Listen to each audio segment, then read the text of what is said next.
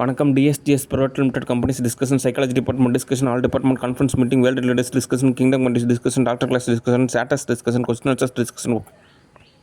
Okay, information. சரி, ஒரு ராஜாவை நான் சொல்கிற தெளிவான தினமும் பொறுமை கேட்டுக்குங்க. ஒரு நாளோட காலை பொழுதில் ஏற்படக்கூடிய எரர் டிஸ்கஷன் அப்படின்றது கிடையாது. நம்ம வாழ்வோட யதார்த்தத்துக்காக சில விஷயத்தை நம்ம தோதாக அமைக்கிறோம். அந்த வகையில் ஃபேமிலி டிஸ்கஷன், ஃபேமிலியை பொறுத்த வரைக்கும் ஒரு பர்சனல் டீம் மாதிரி. நம்ம எந்த அளவுக்கு ஒற்றுமையாக இருக்கோமோ அதை பொறுத்து தான் ஒரு மேன்மை நிலை. ஓகே, அந்த வகையில் இப்போதைக்கு லீடிங்கில் இருக்கிறது பார்த்திங்கன்னா அந்த கரப்பாம்பூச்சி தான். இந்த கரப்பாம்பூச்சி பார்த்திங்கன்னா ரொம்பவே தோது பார்க்கக்கூடிய நபர் யாருன்னா அவன் கூட்டிகிட்டு வந்த கேரக்டர் தான். அவன் கூட்டிகிட்டு வந்த கேரக்டரு தன்னிலை தான் முன்னிலைப்படுத்திக்கிறதே தவிர மற்றவங்கள தோது பார்க்கணுன்னு நினைக்க மாட்டேங்குது. நான் சொகுசாக இருந்தால் போதுங்க அப்படின்னு அதை நினைக்கிறாங்க. வேதனையாக இருக்குது. அதாவது இவங்களோட பல கோடி சொத்து அதிபதி காவியமாறன் அவங்களே பார்த்தீங்கன்னா ரொம்ப துன்பத்தை தான் அனுபவிக்கிறாங்க. ஒவ்வொரு நாளுமே துன்பத்தை அனுபவிக்கிறாங்க. மூவி நிறையா உழைக்கிற மாதிரியான சூழ்நிலையான ஒரு பதத்தில் தான் நானே தோதாக அமைச்சு கொடுத்துருக்கேன். ஓகே, இவன் டிஎன்பிசி எக்ஸாம் எழுத சொல்கிறதுக்கு பதில் கம்முன்னு ஒரு தையல் மிஷின் வாங்கி கொடுத்துருந்தானா இந்நேரத்துக்கு ஜாக்கெட்டு அதாவது எப்படி தைக்கணும்னு கற்றுருப்பாங்க. இந்நேரத்துக்கு ஒரு நாளைக்கு 500, 200, 300 சம்பாரிச்சிட்டு இருந்திருப்பாங்க. ஓகே, இவன் ஓவராக வந்துட்டு ஆன்மீக ரீதியாக பேசலாம். இவன் ஓவரோட எல்லா பவருமே பார்த்திங்கன்னா அங்கே இன்ஸ்டால் பண்ணி விட்டுறான். அவங்க என்ன பண்ணிடுறாங்க அப்படின்னா கதற விட ஆரம்பிச்சிடுறாங்க. இந்த எங்கள் அப்பாங்காரெல்லாம் மத்தியானமும் சரி நைட்டும் சரி வேலை முடிச்சுட்டு வந்ததோடனே எங்கள் அம்மாவையோ என்னையோ யாரையுமே கண்டுக்க மாட்டா. அப்படி கரப்பாம்பூச்சி கூட்டிகிட்டு வந்த கேரக்டருங்க அப்படி கதற. அப்படி இவன் இந்த கரப்பாம்பூச்சி ஃபோன் எடுக்கலன்னு வச்சுங்க, இவன் இங்கே பாட்டு சண்டையான சண்டை. ஏன் ஃபோன் எடுக்கலை, எதுக்கு ஃபோன் எடுக்கலை, நீங்கள் காசு கேட்டதுனால தான் ஃபோன் எடுக்கலை, என்னென்ன கூத்து.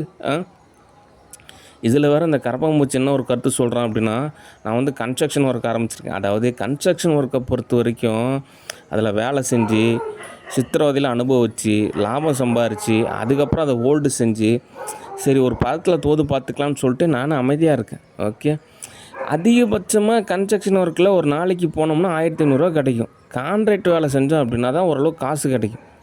ஓகே, மற்றபடி வெயிலில் போய் கஷ்டப்படணும். அந்த புகை சிமெண்ட்டு எவ்வளோ ஹெல்த் இஷ்யூ இருக்கும் ஏற்படும் தெரியுங்களா. அதுக்கப்புறம் போயிட்டு கோட்டை கட்டுறதுன்றலாம் மிகப்பெரிய சிரமம். ஓகே, யதார்த்தமான இப்போ இருக்கக்கூடிய சூழ்நிலை. ஏன்னா அப்போல்லாம் கொத்துக்காரங்க அவ்வளோவா கிடையாது. இப்போல்லாம் எதுவும் எங்கள் ஏரியாவெலாம் பார்த்திங்கன்னா வீதிக்கு வீதி இருக்காங்க. ஓகே, அதனால் ஒரு சினிமா இண்டஸ்ட்ரியில் ஒரு படம் நடிக்கிறோமா, ஒரு 50 கோடி 30 கோடி 40 கோடி ஒரு 10 கோடின்னு காசு கிடைக்கும். அந்த காசை வச்சு தோது பார்த்துக்கிட்டால் தான் ஒவ்வொரு படிநிலையாக தோதாகும். ஓகே, அதனால் யதார்த்த ரீதியாக இன்னொரு உள்ளார்ந்த தகவல் என்ன அப்படின்னா குழந்தை வேணும் அப்படின்னா இப்போல்லாம் ஐவிஎஃப்னு சொல்லிட்டு எத்தனையோ ஒரு டெக்னாலஜி இருக்குது. காசு இருந்தால் போதும். ஓகே, விதவிதமாக மருத்துவ முறையெல்லாம் இருக்குது.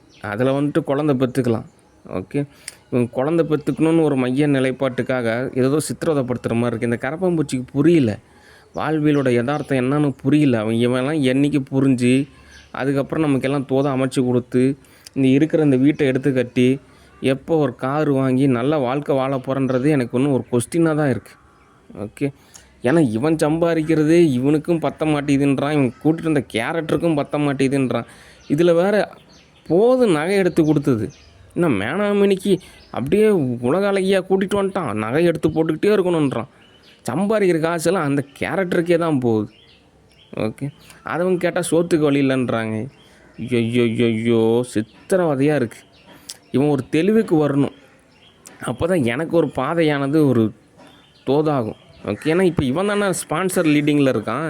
இப்போ இவன் நமக்கு தோதை அமைச்சு கொடுத்தா மட்டும்தான் எனக்கு பாதை தோதாகும். ஓகே, அது பழைய ஏற்பாட்டில் நடந்த சம்பவம்லாம் அதெல்லாம் அப்போ நடந்தது. இப்போ புதிய ஏற்பாட்டே படிக்கலாம். ஓகே, அதாவது அண்ணங்காரம் போயிட்டுங்க அப்போ தான் தோதாகும், இல்லை தம்பிக்காரன் போயிட்டுங்க அப்போ தான். அப்படிலாம் தோதாகாது, ஒரு பதத்தில் தான் தோதாகும். ஓகே, இவன் சொல்லி புரிய வைக்க மாட்டேங்கிறான். கூட்டிகிட்டு வந்த கேரக்டருக்கு பேச மாட்டேங்கிறான், பழக மாட்டேங்கிறான். இவன் தான் பெரிய தொழிலதிபர் மாதிரி வருஷத்துக்கு 1000 கோடி ரூபா டர்ன் ஓவர் பண்ணுறான். பிஸின்னே தன்னை காமிச்சிக்கிறான். அப்படிலாம் ஒன்றும் இல்லாமல் இங்கே பாரு, எங்கள் ஃபேமிலி இது தான், எங்கள் அண்ணன் இப்படி தான், எங்கள் அப்பா இப்படி தான், எங்கள் அம்மா இப்படி தான், நீ இப்படி தான் இருக்கணும், இப்படி தான் பழகணும், இப்படி தான் பேசணும், ஓவர அட்வான்டேஜ் எடுத்துக்கூடாது, உனக்கு என்ன வசதி அவ்வளோத்தான், இதுக்கு மேலே நகையெல்லாம் செஞ்சு தர முடியாது. உங்கள் வீட்டிலேருந்து முதல்ல ஹீரோ கொண்ட ஸ்ப்ளெண்டர் வண்டி வாங்கி தர சொல்லுங்கள். அதை முதல்ல செய்ய சொல்லு. இப்படி தான் அவன் பேசினா பரவாயில்ல, இவன் சினுங்கிறான்ப்பா சாமி. இவன் சினுங்கிறான். மாமியாக்காரிக்கு அப்படி சைன் சப்பம் அடிக்கிறான். மாமியாக்காரி ஒரு மாதத்துக்கு 1,00,000 சம்பாதிக்கிறாங்க. பாவம் அவங்களும் கஷ்டப்படுறாங்க. ஒரு நாளைக்கு 400 சம்பாதிக்கிறாங்க. அது தன் கஷ்டத்தை வெளிக்காட்டிக்காமல் அப்படியே ஐடி கம்பெனியில் வேலை செய்கிற மாதிரி தன்னை காமிச்சிக்கிறாங்க. ஓகே, எல்லாத்துக்கு புரிஞ்சிக்க மாட்டேங்கிறான். சரி, நானாவது ஒரு வேலைக்கு போய் சம்பாதிக்கிறேன்டா, சம்பாரித்து இந்த வீட்டுக்கு தேவையான வசதியெலாம் செஞ்சு வச்சிட்றேன். நீங்கள் வந்தீங்கன்னா ஒரு மாதம் கூட வந்து தங்கினா கூட உங்கள் வீட்டில் எல்லா வசதியுமே இருக்கும். நீங்களே வந்துட்டு தங்கிட்டு போகலாம், எனக்கு கொஞ்சம் உதவி செய்யலாம் அப்படின்னா கூட அவனுக்கு புரியல. யாருக்கோ வந்துட்டு பழகினதே கிடையாது. நான் ஆசிரமத்தில் ஜாயின் பண்ணி விட்டேன். ஓகே, அங்கே என்னால் தான் அவனுக்கு அறிமுகமே. இப்போ என் தயவில் தான் அவன் இருக்கிறான். ஓகே, அங்கே இருக்கிறவங்களுக்கெல்லாம் 50,000 1,00,000 வாங்கி கொடுக்குறான். சரி, வாங்கி கொடுக்குற, அது உன்னோட பர்சனல் விஷயம், அது நீ நல்ல விஷயம் தான். ஏன்னா அங்கே இருக்கிறவங்களாம் ஒரு நல்ல கேரக்டர் தான் வாங்கி கொடுக்குறான். எனக்கு ஒரு 10,000 வாங்கி கொடுறான்னு வாங்கி தர மாட்டேங்கிறான். கேட்டால் நான் அங்கே பிஸி, இங்கே பிஸி, அப்படி நான் வந்துட்டு வெளிநாட்டில் பூரா லோன் வாங்கி வச்சுருக்கேன், அப்படி இப்படின்னு கதை விட்றான். இவன் கூட்டிகிட்டு வந்த கேரக்டரும் அப்படி பாருங்களேன். நான் சம்பாரித்து அவங்களுக்கு தான் செலவு பண்ண போகிறேன்றது தெளிவாக சொல்கிறேன். ஆனாலும் நம்ப மாட்டேங்கிறாங்க. இதில் வேறு இது ஆன்மீக ரீதியாக வந்துட்டு நான் வந்து கீழ் உலகத்துலேருந்து வந்தேன், நான் வந்துட்டு மனித நிலை கிடையாது, நான் வந்ததே பார்த்தீங்கன்னா உங்கள் அண்ணாருக்காகத்தான் நான் வந்தேன், ஆனால் நீ தான் வந்து என்னை கரெக்ட் பண்ணிட்ட, அதனால தான் உனக்கு இந்த எரர் ஏற்பட்டுருச்சு, நான் திரும்ப உங்கள் அண்ணார் கூட தான் போகணும், என்னென்ன கதை விட்றாங்க.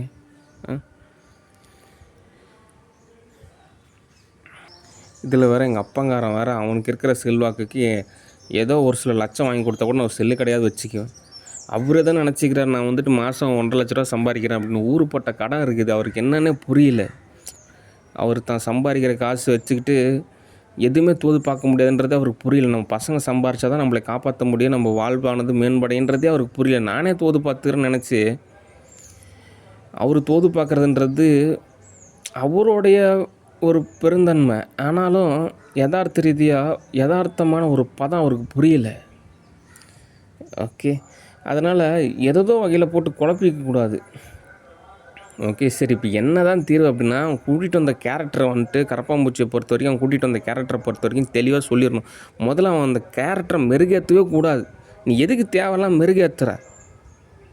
ஓகே, அமைதியாக என்னவோ அந்த அவங்ககிட்டேருந்து இவன் பெனிஃபிட் ஆகி, இவங்ககிட்டேருந்து எங்கள் ஃபேமிலி பெனிஃபிட் ஆகும், எல்லாம் தோதாகுன்னு நினச்சா எல்லாம் தலைகீழாக இருக்குது. சரிங்க, அவன் கூட்டிகிட்டு வந்த கேரக்டரை மெருகேற்றுட்டுங்க, என்ன பிரயோஜனம் ஆக போகுது? என்ன பிரயோஜனம் ஆக போகுது? ஒரு பிரயோஜனமும் இருக்காது. போதும், ஆல்ரெடி ஓரளவுக்கு தான் லிமிட்டேஷனு. ஓகே, அது யதார்த்தத்தை புரிய மாட்டேங்குது.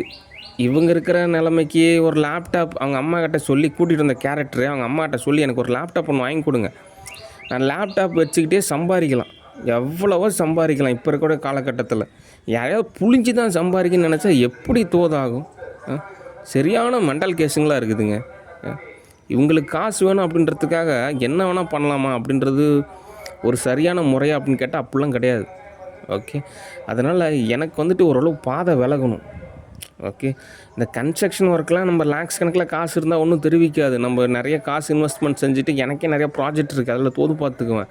ஒரு லேபர் கேட்டகரியெல்லாம் போயிட்டு உழைச்சி சம்பாரித்து கோட்டை கட்டுறதெல்லாம் நிச்சயமாக சிரமம். அதுக்குள்ளேயே ஊர்பட்ட டேமேஜ் ஏற்பட்டுரும். ஓகே, அதெல்லாம் உங்களுக்கு புரியல. ஓகே, அதுக்கெலாம் நிறைய சூழ்நிலை தேவைப்படும். ஒரு வருஷம் ஃபுல்லாக வேலை செஞ்சு அந்த காசை தோது பார்த்து அதுக்கப்புறம் அந்த உடம்பு வந்து ஒரு மாறுபடும், மனசு மாறுபடும். அதுக்கப்புறம் ஒரு வருஷத்துக்கு அப்புறம் தான் சம்பாதிக்கக்கூடிய காசை சேர்த்து வைக்க முடியும். ஓகே, ஒருவேளை சம்பாதிக்கிற காசெல்லாம் உணுப்பாக சேர்த்து வைக்கலாம்னு நினச்சா ரொம்ப ரிஸ்க். ஏன்னா ஒரு 2-3 நாள் வேலை செஞ்சாலும் உடம்புக்கு அவ்வளோ நியூட்ரிஷன் தேவைப்படும், சாப்பாடு தேவைப்படும். அந்த சாப்பாடெலாம் போய் மார்க்கெட்டில் வாங்கணும் அப்படின்னா சம்பாரித்த காசு அப்படியே செலவு பண்ணுற மாதிரி இருக்கும். ஓகே, நீங்கள் நினைக்கிற மாதிரிலாம் கோட்டை கட்டுறதுலாம் மிகப்பெரிய விஷயம். ஓகே, அதனால் இவனுக்கு கன்ஸ்ட்ரக்ஷன் ஒர்க்கில் இன்ட்ரெஸ்ட் இருக்குது, ஆனால் இவனுக்கு புரியல என்ன பதார்த்தம் அப்படின்னு. அதனால் இவன் எனக்கு உதவி செஞ்சால் மட்டும்தான் என் பாதையானது எனக்கு கொஞ்சம் விலகும். என் பாதையில் எனக்கு ஒரு படிநிலையான பதம் தோதானா தான் என் ஃபேமிலியும் சரி இவனையும் சரி என்னால் தோது பார்க்க முடியும். இவன் இன்னும் சின்ன வயசில் ஸ்கூல் படிக்கிற பையன் மாதிரி நினச்சிக்கிறான். அவன் கூட்டிகிட்டு வந்த கேரக்டர் ஏதோ ரொம்ப அப்படியே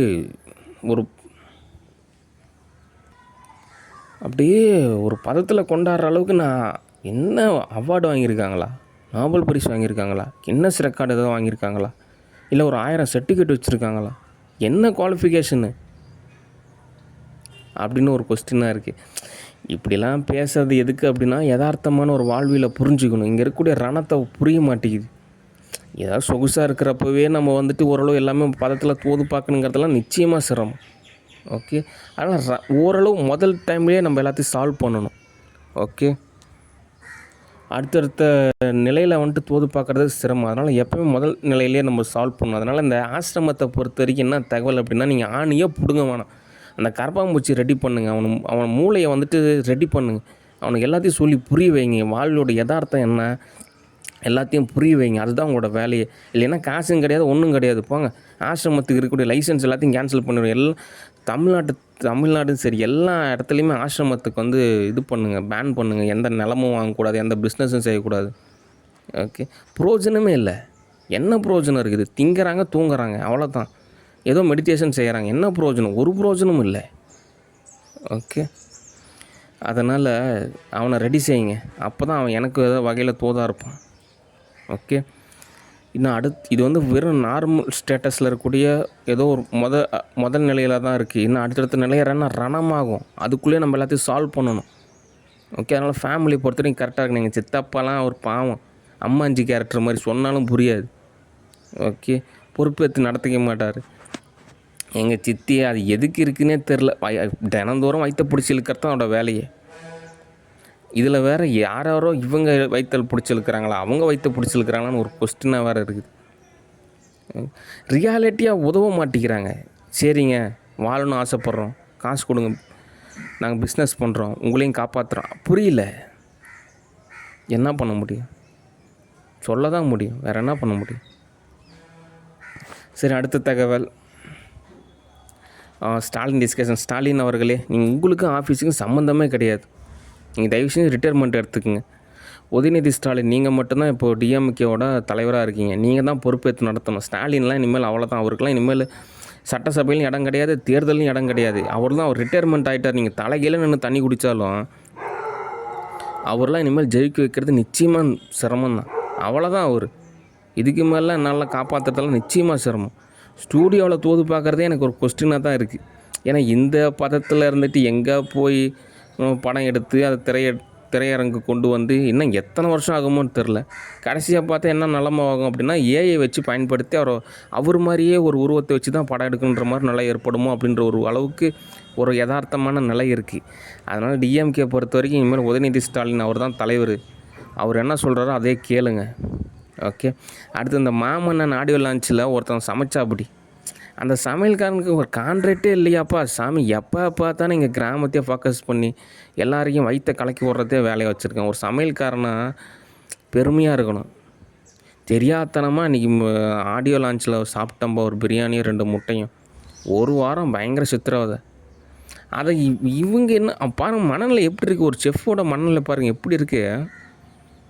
இவங்களுக்கு கான்ட்ராக்டே கிடைக்காத மாதிரி இங்கே வந்து கேட்டுட்ருக்காங்க, ஏதாவது ஒரு கான்ட்ராக்ட் கொடுங்கன்னு.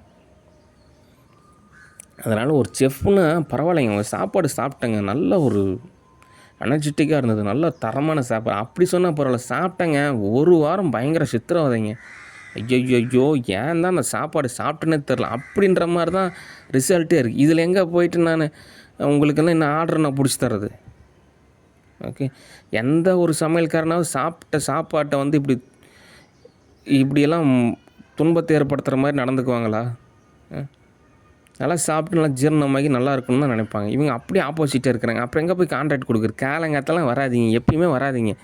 ஏதாவது ஒரு கான்ட்ராக்ட் இருந்துச்சுன்னா நானே வந்துட்டு ஸ்டூடியோவில் சொல்லுவேன், ஸ்டூடியோ அட்ரஸும் சொல்கிறேன். அங்கே வந்துட்டு நீங்கள் வந்துட்டு இந்த மாதிரி ஏதோ ஒரு கான்ட்ராக்ட்னா இந்த மாதிரி 100 பேருக்கு 200 பேருக்கு 300 பேருக்கு 400 பேருக்கு சமைக்கிற மாதிரி இருந்துச்சுன்னா நானே சொல்லுவேன். நீங்கள் வந்து சமைச்சு கொடுக்கலாம், அதுக்கு நான் காசும் கொடுத்துருவேன். சும்மா இப்போ வந்து கேட்டுட்டு இருந்தால் நான் என்ன பண்ணுறது? எல்லாம் ஷூட்டிங் டைமில் நானே ஓரளவு பதமான டைமில் இந்த மாதிரி கேட்ரிங்லாம் ஆல்ரெடி நான் ஆள் வச்சுருக்கேன், பர்சனல் செஃப் எல்லாமே. அவங்களுக்கு தான் கான்ட்ராக்ட் கொடுப்பேன். நீங்கள் அவங்கள கான்ட்ராக்ட் செஞ்சு அதுக்கப்புறம் உங்களுக்கு தேவையானதை நீங்கள் தோது பார்த்துக்கலாம். ஓகே, நான் வந்துட்டு இவர் பேர் தாங்க அப்படிலாம் சொல்கிற அளவுக்கு அது கொஞ்சம் நாகரிகம் அப்படின்றது யதார்த்தமான ஒரு பதமாக இருந்தாலுமே ஒரு மெச்சூரிட்டியாக சொல்கிறேன், வேண்டாம், புரிஞ்சுக்குங்க. ஓகே, சேதாரம் அதிகமாகும். ஓகே, சரி, அடுத்து அவ்வளோதான். டிஎம்கே பொறுத்த வரைக்கும் தெளிவாக சொல்லிவிட்டேன். ஸ்டாலின் நீங்கள் விலகிக்கிங்க. உதயநிதி ஸ்டாலின் அவர்களே நீங்களே ஓரளவு கழகத்தை தோது பார்த்துக்குங்க.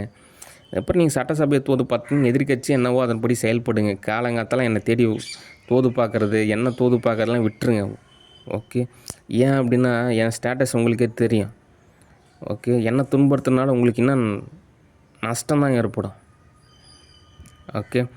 சரி, அடுத்த தகவல். ஆக்டர் விஜய் அவர்களே இப்போ ஒரு முதலமைச்சராக இருக்கிறாரு.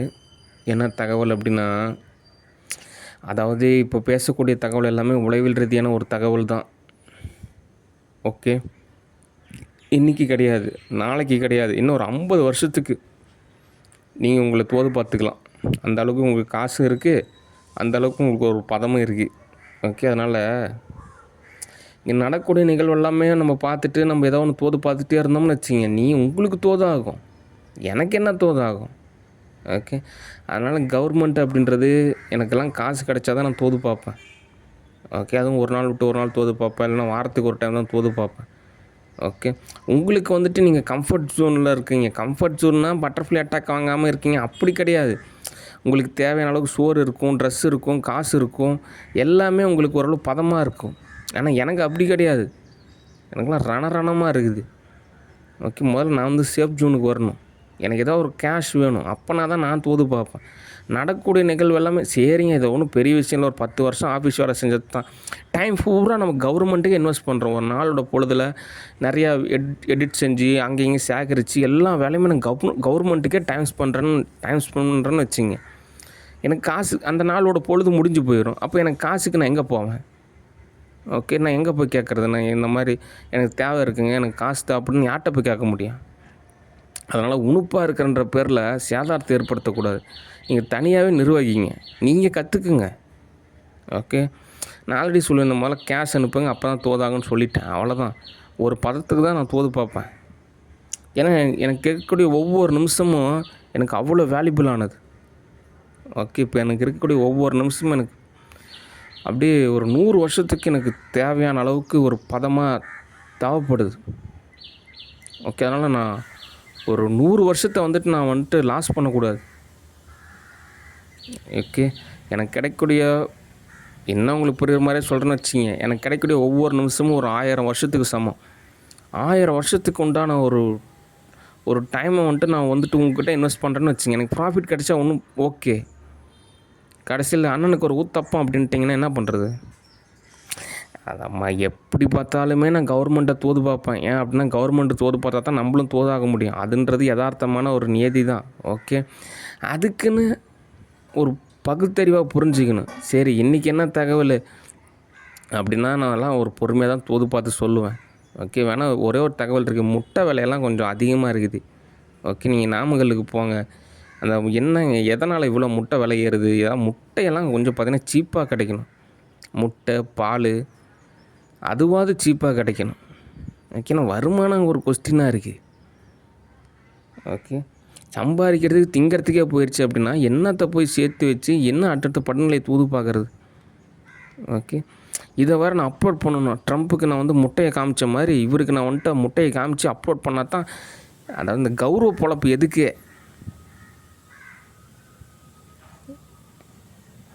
அதனால் இந்த என்னன்னு இப்போ இந்த முட்டையெல்லாம் கொஞ்சம் விலையை பாருங்கள். நாட்டு முட்டை கிடைச்சா இன்னும் பரவாயில்ல, ஆனால் அதெல்லாம் அவ்வளோவா யாரும் சேல்ஸ் பண்ணுறதில்ல. பண்ணை முட்டை தான் கிடைக்கிது, ஆனால் கொஞ்சம் காசு அதிகமாக இருக்கிற மாதிரி இருக்குது. அதனால் அந்த வேலையை போய் பாருங்கள். ஓகே. சரி, அடுத்த தகவல். Studio discussion. ஸ்டூடியோ பொறுத்த வரைக்கும் என்ன தகவல் அப்படின்னா, ஒரு டேரக்டர் நான் சொல்கிறது தெளிவாக பொறுமை கேட்டுக்குங்க. ஸ்டூடியோவை பொறுத்த வரைக்கும் நம்ம நிறையா மூவிஸ் புக் பண்ணலாம், நிறையா வெப்சீரிஸ் புக் பண்ணலாம், நிறையா ட்ராமாஸ் புக் பண்ணலாம். அது இல்லாமல் நிறையா வகையில் தோது பார்க்கலாம். இன்ஸ்டாகிராமு,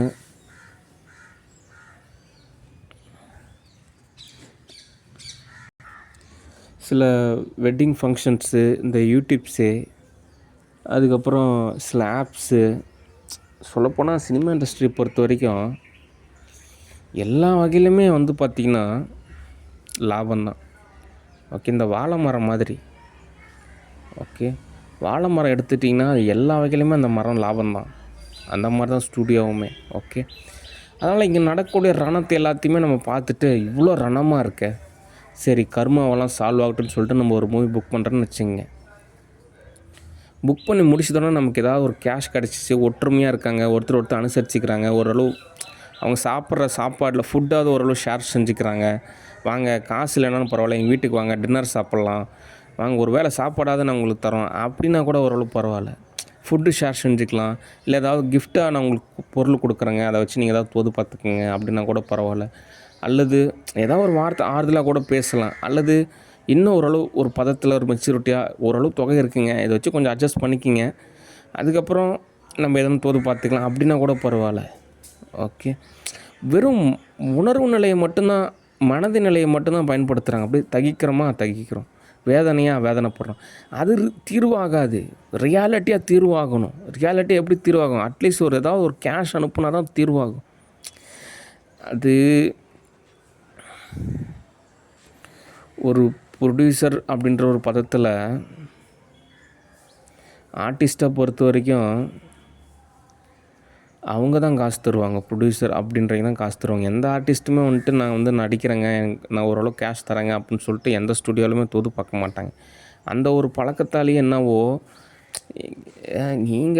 நீங்கள் நல்லா அப்படியே ஒரு நல்ல நிலமையில் இருக்கிறீங்களா, ஓகேங்க நான் நடிக்கிறேங்க, ஓரளவு தோது பார்க்குறேங்க அப்படின்றாங்க. ஆனால் யதார்த்தமாக பார்த்திங்கன்னா ஸ்டூடியோ வந்துட்டு ரொம்பவே பரிதாபமான ஒரு நிலமையில தான் இருக்குது.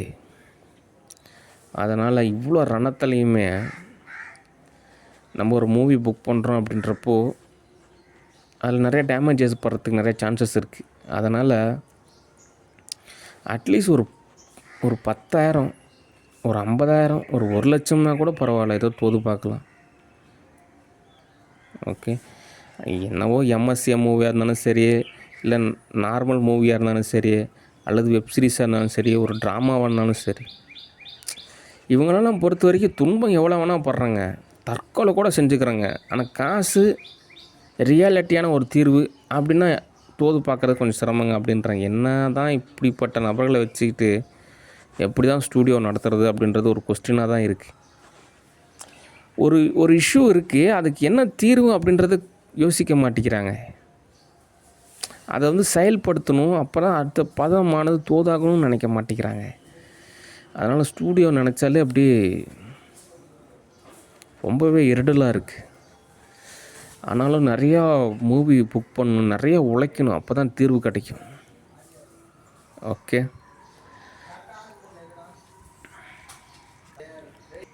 இதில் என்ன ஒரு விஷயம் அப்படின்னா, ஸ்டூடியோ ஆனது இப்படி பரிதாபமாக இருக்குது அப்படின்றது எல்லாருக்குமே புரியும். ஸ்டூடியோன்றதே ஒன்று கிடையாது அப்படின்றதான் ஒரு விஷயம். ஆஃபீஸும் கிடையாது, எந்த அட்ரஸுமே கிடையாது. சரிங்க அப்படின்னு ஆர்டிஸ்ட்லாம் விலகியும் போக மாட்டேங்கிறாங்க. காலங்காத்தாலே வந்துடுறாங்க. காலங்காத்தால் வர சரி ஓகே வராங்க, நல்ல விஷயந்தான். ஒரு டீ, ஒரு பால், ஒரு அழுகம்புல் ஜூஸு, அட்லீஸ்ட் ஒரு சுக்கு காப்பி, ஒரு கொத்தமல்லி காப்பி, ஒரு ஃபில்டர் காப்பி எதுவுமே கொடுக்க மாட்டேங்கிறாங்க. பட்டர்ஃப்ளை அட்டாக் பண்ணுறாங்க. ஆர்டிஸ்ட் எல்லாமே போட்டு வதக்கிறாங்க காலங்காத்தாலேயே. அதுக்கப்புறம் சாயந்தரம் வரைக்குமே துன்புறுத்துறாங்க. இந்த சோப்புனாங்கெல்லாம் நிமிஷத்துக்கு துன்புறுத்துது. அது தன்னைத்தானே ஒரு ரோபோட்டுன்னு நினச்சிக்குது. ஏதாவது ஒன்று இப்படி காமிச்சு அப்படின்னா ஓகே, அந்த மாதிரி காட்டுறாங்க, நம்மளும் அதே மாதிரி அட்டாக் பண்ணலாம். யார் என்ன கேட்க போகிறேன், இங்கே காட்டுறாங்க, நான் அட்டாக் பண்ணுறேன் அப்படிங்கிறது சோப்புனாங்கி. ஆக்ட்ரஸ் நயன்தாரா அவங்களும் இன்ஸ்டாகிராமில் போஸ்ட்டு பண்ணுறாங்க, அங்கேயும் தோது பார்க்குறாங்க, அங்கே போகிறேன் இங்கே போகிறேன்றாங்க. கடைசியில் பார்த்தா என்ன தான் வாட்ச் பண்ணிகிட்ருக்காங்க. 24 மணி நேரமும் இங்கே கவனம் பூரா என் மேலேயே தான் இருக்குது. ஓகே, எதுக்கு இவ்வளோ வருத்தம், எதுக்கு இவ்வளோ ரணம்? ஓகே, அக்கௌண்ட்டில் காசு அனுப்புனீங்கன்னா நானே மெட்ராஸ் வர போகிறேன். வந்துட்டு என்னங்க சொல்லுங்கள், எத்தனை மூவியில் நடிக்கிறீங்க சொல்லுங்கள், என்னங்க உங்களோட இஷ்யூவாக இருக்குது, என்னங்க உங்களோட தேவையாக இருக்குது சொல்லுங்கள், அது எல்லாத்தையும் சால்வ் பண்ணலாம் அப்படின்னா கூட ஏதோ பொது பார்க்கலாம். இவங்களும் புறப்பட்டு வர மாட்டேங்கிறாங்க. நம்ம புறப்பட்டு அங்கே போனாலும் இன்வைட் பண்ண மாட்டேங்கிறாங்க. மனசை போட்டு ரணப்படுத்துகிறாங்க. இவங்களும் ரணமாகிறது இல்லாமல், நம்மளையும் ரணமாக்கிறது இல்லாமல், மற்றவங்களையும் ரணமாக்குறாங்க. அடுத்து ஆக்ட்ரஸ் ஜோதிகா, அவங்களும் அதே மாதிரி தான். எதுக்காக இவ்வளோ துன்பம்? ஒரு 10,000 காசு இல்லையா? ஒரு 10,000 அனுப்பலாமே. படிச்சிருக்கீங்க, இங்கிலீஷ்லாம் பேசுகிறீங்க, அக்கௌண்ட்டில் ஒரு 10,000 அனுப்ப தெரிலன்னா என்ன ஆர்டிஸ்ட்டு? நான் ஏமாற்றவா போகிறேன்? சரிங்க, நான் பார்த்துட்டு ஒரு நல்ல ஏதாவது ஒரு ஸ்டோரி, ஸ்க்ரீன் ப்ளே, டைட்டிலில் நான் உடனே அப்லோட் செய்ய போகிறேன். அப்போ தான் தோதாகும். அதுக்கப்புறம் ப்ரொடியூசர் எல்லாம் தோதாகிறப்ப நானே உங்களுக்கு காசு வாங்கி கொடுத்துருவேன். இந்த மாதிரி நீங்கள் எனக்கு காசு கொடுத்தீங்க, ஒரு 10,000 காசு கொடுத்தீங்க, என்னங்க திரும்ப அந்த காசை வாங்கிக்கிங்கன்னு சொல்லிட்டு நானே திரும்ப கொடுத்துருவேன். ஓகே, ஓவராலாம் காசு கேட்கல. ஏதோ ஒரு 100 கோடி 1000 கோடி அப்படின்னா தான் ஓகே ஒரு இஷ்யூ. வெறும் 10,000 தான் கேட்குறேன்.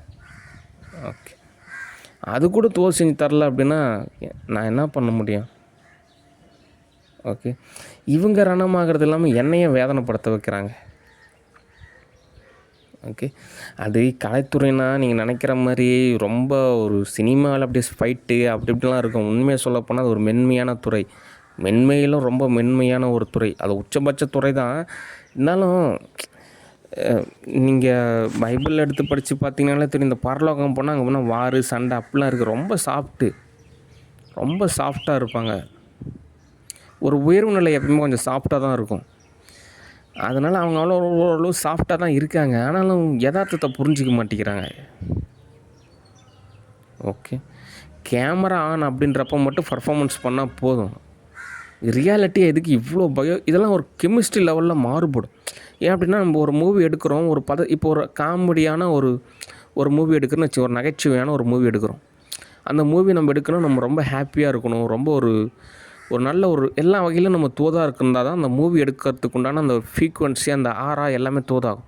நம்ம இவ்வளோ ரணத்தில் இருந்துட்டு ஒரு காமெடி மூவி எடுக்கணும், அது எவ்வளோ சிரமம் தெரியுமா? ஓகே, அதனால் இந்த கெமிஸ்ட்ரிலாம் உடையக்கூடாது. ஊறுப்பட்ட கெமிஸ்ட்ரிலாம் உடச்சி அதுக்கப்புறம் மூவி புக் செஞ்சு எவ்வளோ கெமிஸ்ட்ரி, இந்த கெமிஸ்ட்ரி உடஞ்சி போகிறது, இதெல்லாம் யார் ஒரு உதாரணமாக எடுத்துக்கலாம்னா ஆக்டர் ரஜினிகாந்தை நீங்கள் உதாரணமாக எடுத்துக்கலாம். அவரோட உடம்பு அமைப்பே நார்மலாக மேக்கப் இல்லாமல் பாருங்கள். மேக்கப் இல்லாமல் நார்மலாக அவரோட ஃபோட்டோவை பார்த்தீங்கனாலே நீங்கள் அவரோட உள்ளுக்குள்ளே அவ்வளோ கெமிஸ்ட்ரி உடஞ்சிருக்கும். எல்லாம் தாறுமாறாக போய் நரம்பெல்லாம் வந்துட்டு மாறி போய் எலும்பு மட்டும்தான் ஓரளவு இதாக இருக்குமே தவிர மற்றபடி அவர் அவ்வளோ டேமேஜ் ஆகிருக்கார். ஓகே, அவர் மேக்கப் செஞ்சு படத்தில் பார்க்குறப்ப அவர் கரெக்டாகிற மாதிரி இருக்கிறாரு. ரியாலிட்டியாக கொஞ்சம் தனியாக தோது பாருங்களேன், அவ்வளோ டேமேஜ், அவ்வளோ கெமிஸ்ட்ரி உடஞ்சிருக்கு. ஆனால் ஆக்டர் கமலஹாசன் கூட ஓரளவு பரவாயில்ல. ஓரளவு டேமேஜ் எல்லாம், அவரும் டேமேஜ் தான் இப்போது, இருந்தாலும் ஓரளவு இருக்கார் பதமாக. இந்த ஆக்டர் அர்ஜுன்லாம் பாருங்கள், அவர் இன்னும் அந்த ஃப்ரீக்குவன்சிலே தான் இருக்கார். நாளைக்கு காலையில் ஷூட்டிங்கு, இன்னும் 1 மணி நேரத்தில் ஷூட்டிங்கு, உடனே அவர் ரெடியாக இருப்பார். அவர் அந்த பதத்திலே இருக்கிறார். அவங்க டாக்டரெல்லாம் கல்யாணம் பண்ணி கொடுத்துட்டாங்க, எல்லாம் ஓகே, அவர் லைஃப்பில் எல்லா பதமே அமைஞ்சாலும் இன்ன வரைக்குமே அவர் அந்த ஃப்ரீக்குவன்சியில் இருக்கிறார், அந்த பதத்திலே இருக்கிறார். அவரெலாம் ஒரு நல்ல ஆர்டிஸ்ட். அவருக்கெல்லாம் நம்ம நிறையா விஷயம் சொல்லி புரிய வச்சோம் அப்படின்னா இன்னும் கிட்டத்தட்ட அவரெல்லாம் இன்னும் ஒரு 300-400 மூவிஸோடு நடிப்பார். அந்தளவுக்கு ஒரு பதத்தில் இருக்கிறார். ஓகே, இது எதுக்கு நான் இந்த ஆக்டர் ரஜினிகாந்த் சொல்கிறேன் அப்படின்னா, அவரோட கெமிஸ்ட்ரி லெவலில் அந்தளவுக்கு உடஞ்சிருக்கு. இதில் வேறு அவங்க டாக்டர் ஐஸ்வர்யா பட்டர்ஃப்ளை அட்டாக் பண்ணுறாங்க. எதுக்கு பண்ணுறாங்க, எதுக்காக பண்ணுறாங்க? ஏன்னா ஒரு கொஸ்டினாக இருக்குது. காசு வேணுமா, ஒரு அங்கீகாரம் வேணுமா, எல்லாமே ஒரு கொஸ்டினாக இருக்குது. ஒரு மெசேஜ் அனுப்பலாம், ரியாலிட்டியாக தோது பார்க்கலாம், அப்படிலாம் நினைக்க மாட்டேங்கிறாங்க. பட்டர்ஃப்ளை அட்டாக் செஞ்சால் இவங்க பயந்துக்குவோம், இவங்களுக்கு எல்லாமே சாதகமாகும் அப்படின்னு நினச்சிக்கிறேன். அதாவது முதலும் கோணல் முற்றும் கோணல் மாதிரி இவர் லவ் பண்ணது என்னமோ அவங்கள தான் லவ் பண்ணதான் சொல்கிறாங்க. அதுக்கப்புறம் அவங்க தான் கிடைக்கல, அவங்க பேர்லேயே அவங்க சாயல்லையும் ஒருத்தர் கிடச்சான்னு சொல்லிட்டு இவருக்கு கல்யாணம் பண்ணிட்டார். பண்ணதுக்கப்புறமும் இவருக்கு ஒரு சாட்டிஸ்ஃபேக்ஷன் ஆகலை. அதனால் மனைவி எப்படியோ மாறிட்டோம். ஃபிட்னஸ் இருந்தால் என்ன, ஃபிட்னஸ் இல்லாமல் போனால் என்ன, எப்படியோ அவங்க குழந்தைங்க அதுங்க யாரை லவ் பண்ணால் என்ன, லவ் பண்ணலைன்னா என்ன, எத்தனை கல்யாணம் பண்ணால் என்ன, கல்யாணம் பண்ணாமல் போனால் என்ன, பேர குழந்தைங்களா, அது ஏதோ இருந்துட்டு போட்டுங்க போங்க. அவர் மனசே உடஞ்சி போச்சு. அதுக்கு தான் நல்ல திருமணமான ஒரு வாழ்வியல் அமைச்சிக்கணும். ஓகே, ஒரு சில ஆர்டிஸ்ட்டெல்லாம் டைவர்ஸ் பண்ணிட்டு தனியாக வாழ்கிறாங்க, இல்லைன்னா இன்னொரு கல்யாணம் கூட பண்ணிவிட்டு தோது பார்த்து வாழ்ந்துக்கிறாங்க.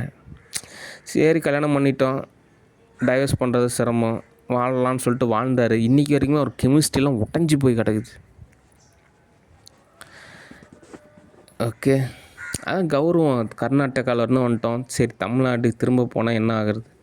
கர்நாடகா கௌரவம் பார்த்து எந்த நிலைமைக்கு வந்துட்டாங்க பாருங்கள். அவரோட லைஃபே பாருங்கள், ஆரம்பத்துலேருந்து இப்போ வரைக்கும் அப்படி தான் இருக்குது. எல்லாம் டேமேஜ், முதலும் கோணல் முற்றிலும் கோணல் அப்படின்ற அளவுக்கு மாதிரி இருக்குது. எதுக்காக நான் சொல்கிறேன் அப்படின்னா, யதார்த்த ரீதியாக எனக்கு ஏதோ ஒன்றா உடனே அவர் வந்து என்னை காப்பாற்றுறாரு. ஒரு ஆர்டிஸ்ட்டுக்கு இன்னொரு ஆர்டிஸ்ட்டோட மனசு புரியுது. நான்லாம் எவ்வளோ கஷ்டப்பட்டேன் சினிமா இண்டஸ்ட்ரியில். கொஞ்சம் நஞ்சம் கஷ்டம் கிடையாது. நீங்களும் அந்த மாதிரி கஷ்டப்படுறீங்க. என்னால் முடிஞ்ச வரைக்கும் ஒரு உதவி. நானும் ஒரு சுயநலவாதி தான். ஆனாலும் பரவாயில்ல, நீங்கள் ஒரு நல்ல டைரக்டராக இருக்கீங்க, நல்ல கதையாக இருக்குது, நல்ல ஸ்க்ரீன் ப்ளேவாக இருக்குது, நல்ல டேலண்டான பர்சனாக இருக்கீங்க, என்னால் முடிஞ்ச வரைக்கும் நான் உங்களை காப்பாற்றுறேன் அப்படின்ற ஒரு நல்ல எண்ணம் தான். அதுக்காக தான் நம்ம அவரை பற்றி சொல்கிறோம். ஓகே, அது இல்லாமல் ஓரளவு மார்க்கெட்டும் இருக்குது. ஓகே, அதனால் ஸ்டூடியோ பொறுத்த வரைக்கும் எல்லா ஆர்டிஸ்ட்டுக்குமே ஆப்பர்ச்சுனிட்டி இருக்குது. என்ன கொஞ்சம் என்னை காப்பாற்றினீங்கன்னா பரவாயில்ல, ஓகே, நானும் உங்களை காப்பாற்றுவேன். அல்லது எனக்கு எங்கே தோதாகுமோ அங்கே தான் நான் தோது பார்ப்பேன். அது இல்லாமல் யதார்த்த ரீதியாக இப்போ இருக்கக்கூடிய, நான் ஆல்ரெடி நிறையா மூவிஸ்லாம் தோது பார்த்ததுனால இப்போ ஒரு பதத்தில் தான் இருக்கேன். ஓகே, அதனால் ஒரு மூவிஸ் எடுக்கணும்னா நிறையா புக்கு படிக்கிற மாதிரி இருக்குது, நிறைய அனலைஸ் பண்ணுற மாதிரி இருக்குது. எனக்கெலாம் ரொம்ப நேரம் டைம் ஆகிற மாதிரி இருக்குது. அதாவது நிறையா பேர் அனலைஸ் பண்ணணும், எந்த மாதிரி ஸ்டோரி இருக்குது, எந்த மாதிரி ஸ்க்ரீன் ப்ளே இருக்குது, டைரக்டர்லாம் எப்படி எடுத்திருக்காங்க, ஒரு ஆர்டிஸ்ட்டெல்லாம் எந்த மாதிரிலாம் கஷ்டப்பட்டுருக்காங்க, வாழ்வோட யதார்த்தம் என்ன, இதெல்லாம் நிறையா விஷயம் அனலைஸ் பண்ணணும். அப்போனா தான் எனக்கு திரும்ப ஒரு மூவி புக் பண்ணுறதுக்கு எனக்கு அந்த ஒரு பதத்துக்கு தோதாகிற மாதிரியான ஒரு நிலையாக இருக்குது. ஓகே, பட்ஜெட் இருக்குது, ஆனாலும் வந்துட்டு நம்ம ஒரு ஸ்கிரிப்ட் அப்படின்றது தேவைப்படுது. அதுக்கு வந்துட்டு நமக்கு ஒரு சரியான மனநிலை தேவைப்படுது, ஒரு காசு ரியாலிட்டியே தேவைப்படுது. அப்போ தான் தோது பார்க்க முடியும். ஓகே, ஆனால் நல்ல ஒரு ஆப்பர்ச்சுனிட்டி இருக்குது. ஏன்னா ஒரு 10 லட்சம் பேரும் சம்பாதிக்கிறாங்க, ஒரு வாழ்விலோட பொருளாதார மாற்றம் எல்லாமே நல்ல விஷயந்தான், உண்மையிலுமே ஒரு பாராட்டுக்குரிய ஒரு விஷயந்தான். ஆனாலுமே நமக்கு ஒரு யதார்த்தமான ஒரு பணம் அப்படின்றது தேவைப்படுது. ஓகே, அதனால் அது ஒரு சில ஆர்டிஸ்ட்டு, ஒரு சில டைரக்டரு, ஒரு சில ப்ரொடியூசரு எல்லாம் கொஞ்சம் காசு வாங்கிக்கிட்டு கொஞ்சம் அப்படி இப்படியும் பண்ணிவிட்டாங்க. அதனால் சினிமா இண்டஸ்ட்ரி பொறுத்த வரைக்கும் யாரும் காசு கொடுக்குறது கொஞ்சம் யோசிப்பாங்க. அப்படி காசு கொடுத்தா அது ரிட்டன் வருமா அப்படின்றது ஒரு கொஸ்டினாக இருக்கும். ஏன் அப்படின்னா அதுக்கு என்னங்க காரணம் அப்படின்னா அக்கௌண்ட்ஸ் தான் காரணம். நமக்கு இவ்வளோ தான் வருமானம், நமக்கு இவ்வளோ தான் செலவு செய்யணும், சரி ஓகே, அதுக்கு தகுந்த மாதிரி இருந்துட்டாங்கன்னா ஒன்றும் தெரிவிக்காது. ஓகே, ஆனால் என்னோடய பார்த்தெல்லாம் புரிஞ்சுக்குவேன். ஒரு வேளை இவ்வளோ தான் காசு இருக்கா, இந்த காசை வச்சு நம்ம மெட்ராஸில் வாழ முடியுமா, சரி ஓகே, இந்த காசை வச்சு மெட்ராஸில் வாழ முடியுமா, டவுட்டு தான். பேசாமல் வேறு ஏதோ ஒரு இடத்துல போய் சரி நம்ம ஊரில் போய் நம்ம ஓரளவு தோது பார்த்துக்கலாம். இருக்கிற காசுக்கு தகுந்த மாதிரி நம்ம தோது பார்த்துக்க வேண்டியது தான், அவ்வளோதான். ஓகே, என்ன பண்ண முடியும்? இதுவும் ஒரு தொழில் மாதிரி தான். தொழிலில் நம்ம ஊருப்பட்ட கடன் வாங்கினா என்ன ஆகும்? டேமேஜ் தான் ஆகும். அதனால் நம்ம ஸ்டூடியோ பொறுத்த வரைக்கும் ஓரளவு பதமாக தான் இருக்கும். ஓகே, லாஸ்ட் ஸ்டூடியோ பொறுத்த வரைக்கும் அக்கௌண்ட்ஸ்லாம் ஓரளவு கரெக்டாக இருந்தால் தான் நிறையா பத்தில் தோதாகும். ஓகே, சரி, இப்போ நான் சொன்ன தகவல் எல்லாமே ஒரு யதார்த்தமான ஒரு அகத்தினை சார்ந்த ஒரு விஷயம். ஓகே, நல்லா புரிஞ்சுக்கிங்க. நாளைக்கு ரணம் ஏற்படாத வகையில் எல்லா வகையிலும் தோது பார்க்கணும். ஓகே, அப்போனா தான் ஒரு பதமானது தோது அமையும். ஓகே, சரி, நன்றி, வணக்கம், பாய்.